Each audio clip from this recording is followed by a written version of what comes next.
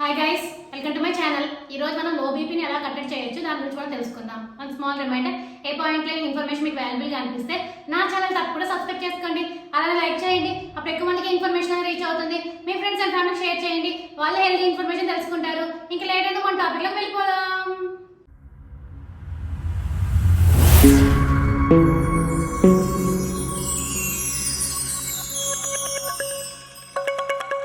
Low BP వల్ల తల తిరగడం, తలనొప్పి, వాంతులు, అలసట వంటి లక్షణాలు కనిపిస్తాయి. సకాలంలో ఈ సమస్యను గుర్తించి జాగ్రత్త పడకపోతే ఇది ప్రాణాంతకం కూడా కావచ్చు. లో బీపీకి ఎక్కువగా మందులు వాడడం కంటే కొన్ని సహజ సిద్ధమైన చిట్కాలతో తగ్గించుకోవచ్చని నిపుణులు చెప్తున్నారు. అవేంటో ఇప్పుడు మనం తెలుసుకుందాం. లో బీపీ సమస్య తగ్గించుకోవడానికి అశ్వగంధ ఉపయోగపడుతుందని ఆయుర్వేద నిపుణులు చెప్తున్నారు. దీనిలో ఉండే పోషకాలు శరీరంలోని రక్త ప్రసరణను నియంత్రణలో ఉంచుతుంది. ఒక చెంచా అశ్వగంధ పౌడర్ ను ఒక గ్లాస్ గోరువెచ్చని నీటిలో కలిపి రోజుకు 2 సార్లు తాగితే లో బీపీ అనేది తగ్గుతుంది.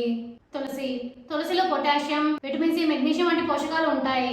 ఈ యాంటీ ఆక్సిడెంట్లు ఆరోగ్యానికి మేలు చేస్తాయి. బీపీ తక్కువగా ఉన్నప్పుడు 4 తులసాకులు కనుక తిన్నట్టయితే మన బీపీ నార్మల్ స్థితికి వస్తుంది.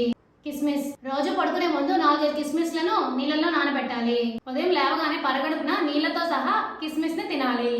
ఇలా చేస్తే రక్తపోటు సాధారణ స్థాయిలో ఉంటుంది. ఇప్పుడు అర్థమైంది కదా మీ అందరికి లో బీపీని కట్టడి చేయడానికి ఎలాంటి చిట్కాలు పాటించాలి అనేది. For more videos please like, share, subscribe my channel. Thank you for watching my video.